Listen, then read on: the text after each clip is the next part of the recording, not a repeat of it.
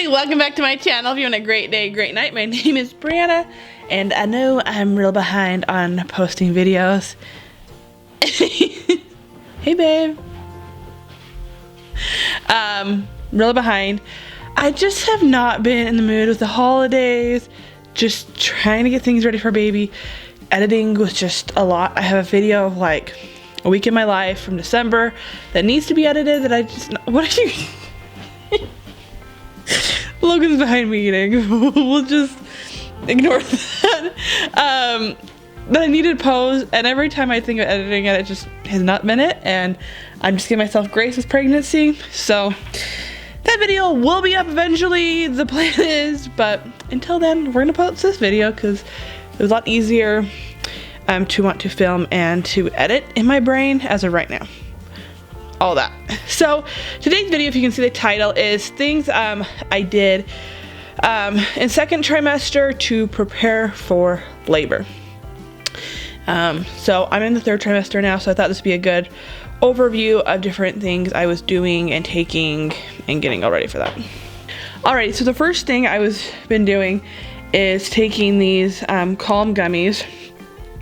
They have magnesium, and magnesium is good for so many different things, and it was really interesting because I thought I could do like another different supplement without them, and thought I was getting magnesium a different way, and I was off it just for a couple of days and started really noticing a different like, you know, you get like muscle spasms, and I got those, like a really bad one. So these are doing really good. Magnesium, it just has so many different benefits that can be used, so they're awesome, especially from pregnancy and prepping for labor. The next thing I've been taking is vitamin C from the Garden of Life. But vitamin C is just amazing all around. It's for your immune system, but it has so many like different benefits. So that's just one of the things I've been implementing. All my pregnancy, first trimester I really didn't because I was super sick, but yeah. The next thing is cod liver oil. This is something that was recommended from my midwife, but again has a lot of different benefits and helping with that. And because of that, cod liver oil, I hate burping up different foods. So one thing I was doing is taking this papaya enzyme. It's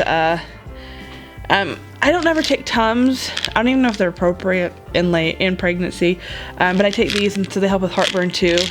I've definitely been getting a lot of heartburn, so these are great. So I take those before I take like all my supplements, and then I'll take it throughout the day if I need a little bit more. But it's been something to help take that down and help keep like the burping down, like burping up stuff. I still burp, but from that in particular, I haven't been a lot. The next thing is my prenatal. The lid's not even on right. It's this woman's multi-gold from Nutri-Gold, and this is another one recommended from my midwife that I've been taking. It has a bunch of different like stuff. I really like the Nutri-Gold, and like the Garden of Life is like another brand, but they're made from like actual like veggies, and so it's like the actual like direct source than like a synthetic stuff. So when I can, I try to like get brands like this, but that this one has a whole bunch of different things that they'll have in it. The next thing is turmeric, and this one's not particularly for labor, but it's something in pregnancy I've been taking.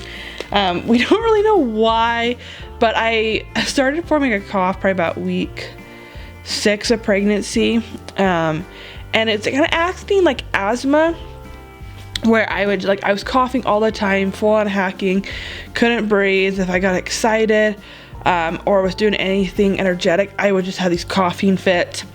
And so we were kind of putting it towards asthma. I had asthma as a baby, that it only really has affected me when I'm sick, or if I didn't exercise. I've built up my built up my lungs, so when I exercise it doesn't really bother me, but definitely when I'm sick. And so we just think it's almost like pregnancy-induced asthma, and so my midwife suggested turmeric.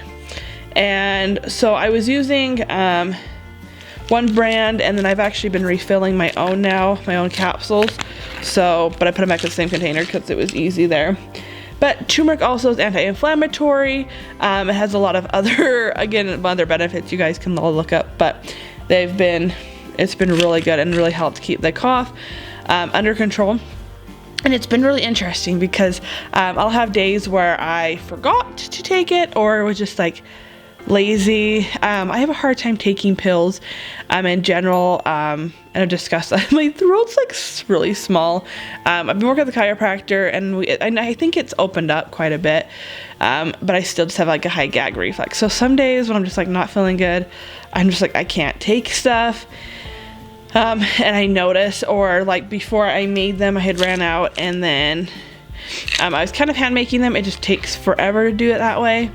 And I definitely noticed a difference when I wasn't taking turmeric on how my cough was going. And the last thing I do is I take some zinc. I don't take this like all the time, and sometimes I just will break up the pills too and just have a little bit.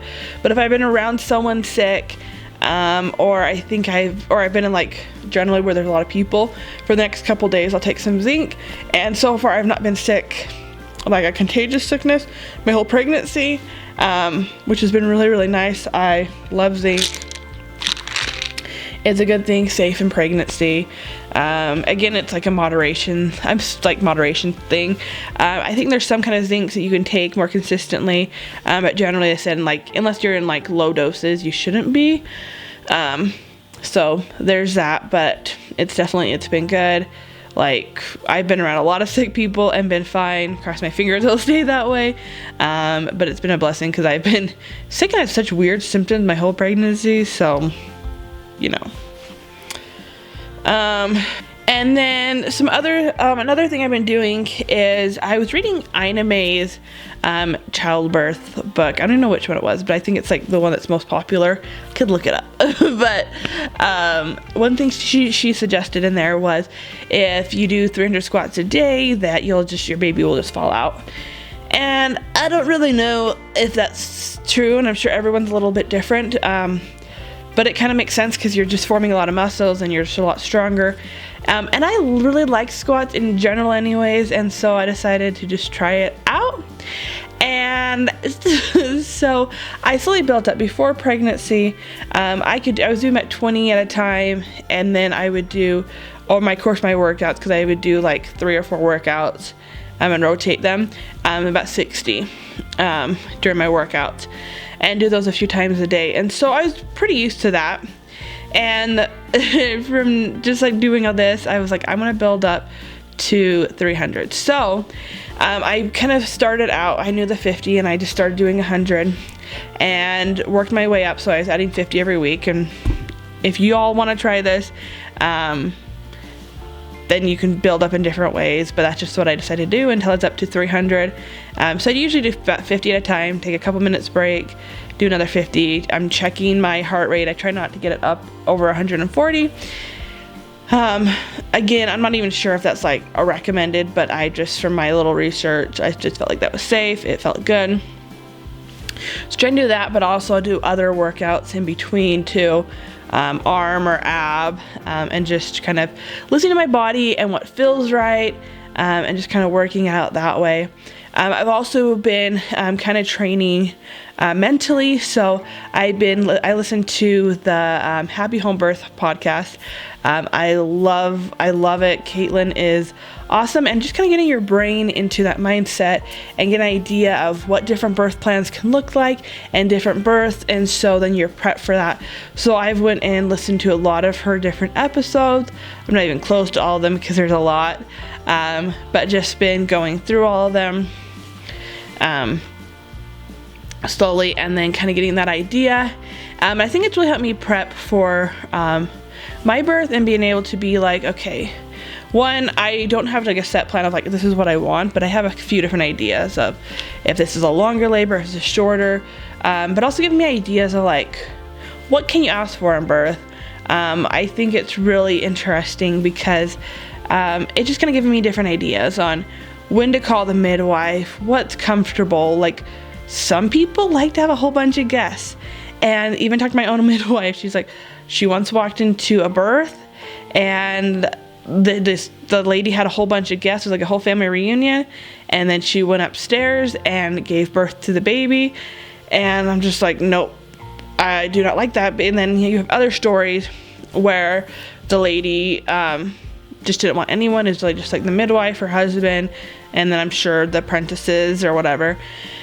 And so it kind of gave me an idea of like, oh, like I didn't even think about that before, but as I thought about it, it's like I don't want a lot of people there. Like, it kind of makes me more comfortable than having. Definitely do not want a big family reunion by any means, but it's helped me to get into that mindset of what I want for my birth, help me get more comfortable, kind of picturing what I want, and so I definitely have a plan, and I'll talk about that after birth. If it goes every way I want, well, it's not never, the likelihood of it going the way I want are very unlikely, but kind of how it will go later, because I have a few fun little goals of things I want to do during labor at least, and we'll see if I'm able to do them. So those are just some things during the second trimester I did to prepare. I definitely have more things that I'm prepping for into third trimester to keep preparing for labor, taking these supplements.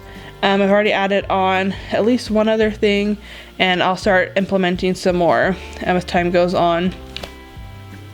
Oh, the other thing I forgot to talk about is red raspberry leaf tea. I've been drinking that as well, and boy, this is a separate thing and I'm still testing it, but I didn't take it for like a week and I swear like my hormones were like all messed up. So I think it does a lot more than just like help with labor and all that. But yeah, I hope you guys like this and it was beneficial. If you guys have used anything and they helped in labor, let me know below, or if there's things you're gonna try, let me know as well. But I will see you guys next week, hopefully, if everything goes as planned, and hope you have a great day, great night. God bless.